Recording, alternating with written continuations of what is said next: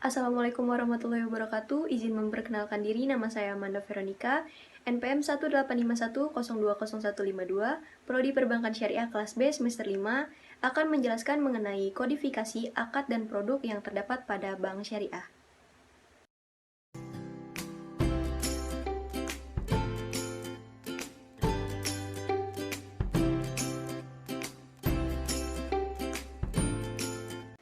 Kodifikasi akad dan produk perbankan syariah. Yang pertama adalah penghimpunan dana atau funding. Di dalam funding terdapat 3 produk diantaranya.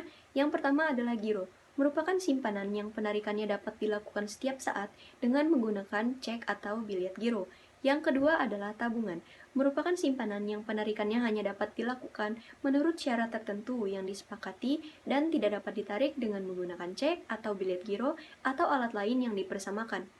Terdapat 2 akad, diantaranya yang pertama adalah wadiah, yang merupakan transaksi penitipan dana atau barang dengan kewajiban bagi pihak yang menyimpan untuk dapat mengembalikan dana atau barang titipan sewaktu-waktu apabila pemilik ingin melakukan penarikan. Yang kedua adalah mudharabah, merupakan transaksi penanaman dana dari pemilik dana atau sahibul mal kepada pengelola dana atau mudharib untuk melakukan kegiatan usaha sesuai syariah dengan nisbah yang sebelumnya telah disepakati.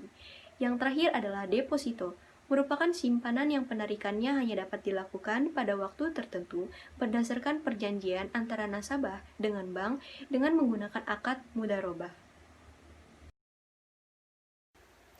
Kodifikasi akad selanjutnya yaitu pembiayaan atau financing.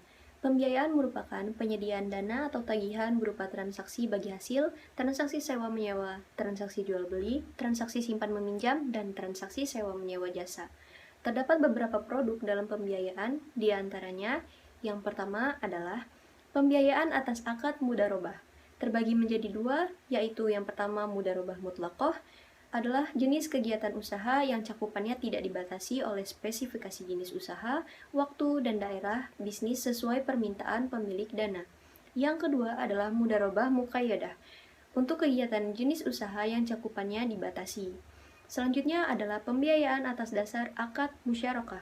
Musyarakah adalah transaksi penanaman dana dari 2 atau lebih pemilik dana untuk menjalankan usaha tertentu sesuai syariah.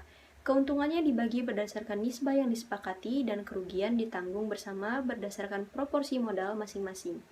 Yang ketiga adalah pembiayaan atas dasar akad murabahah, merupakan transaksi jual beli suatu barang sebesar harga perolehan barang ditambah dengan margin yang disepakati. Selanjutnya yaitu pembiayaan atas akad salam, merupakan transaksi jual beli barang dengan cara pemesanan dengan syarat-syarat tertentu dan melakukan pembayaran tunai terlebih dahulu.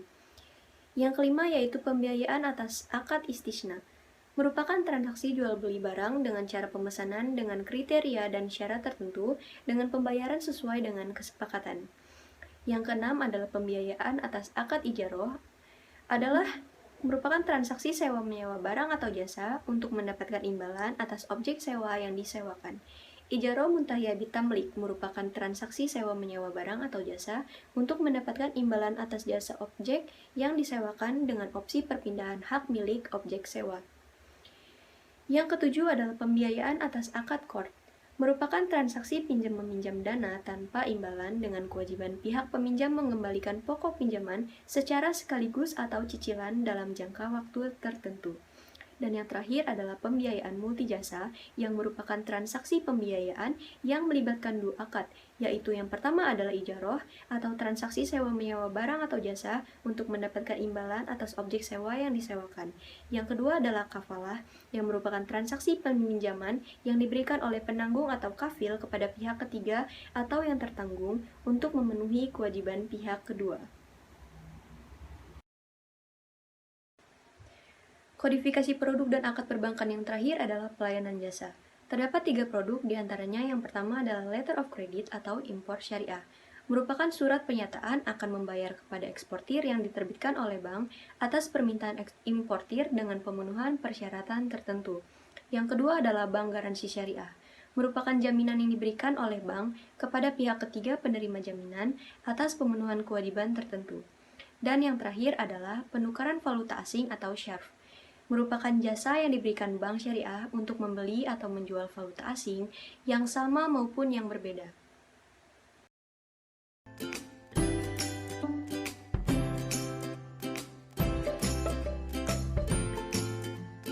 BSM Ria Berkah adalah pembiayaan jangka pendek, menengah, maupun jangka panjang untuk membiayai pembelian rumah tinggal atau konsumer, baik dalam kondisi baru maupun dalam kondisi bekas, di lingkungan developer dengan sistem murabahah.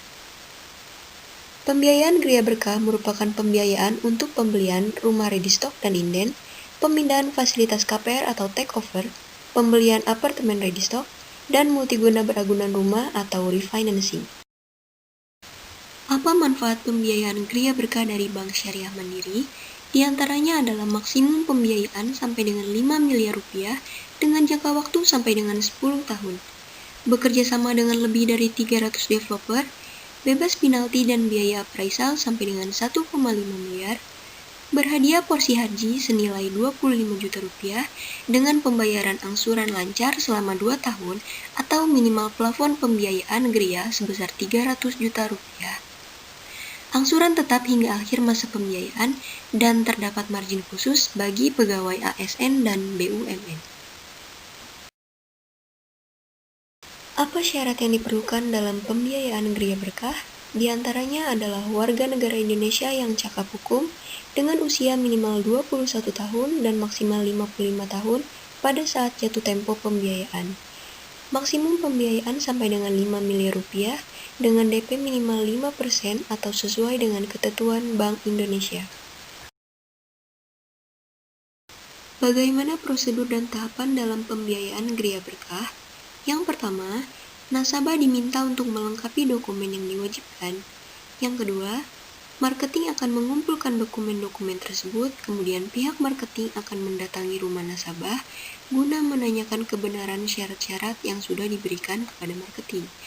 Yang ketiga, dokumen selanjutnya akan diberikan kepada bidang processing untuk melakukan verifikasi data-data dan jaminan yang diajukan kepada nasabah. Yang keempat, dokumen tersebut akan disampaikan kepada pemimpin cabang guna menyetujui atau tidaknya pengajuan untuk pembelian rumah tersebut. Dan yang terakhir, pemimpin cabang akan memberikan keputusan persetujuan, maka personal service head akan menindaklanjuti dokumen-dokumen tersebut guna kemudian dilakukan pencairan.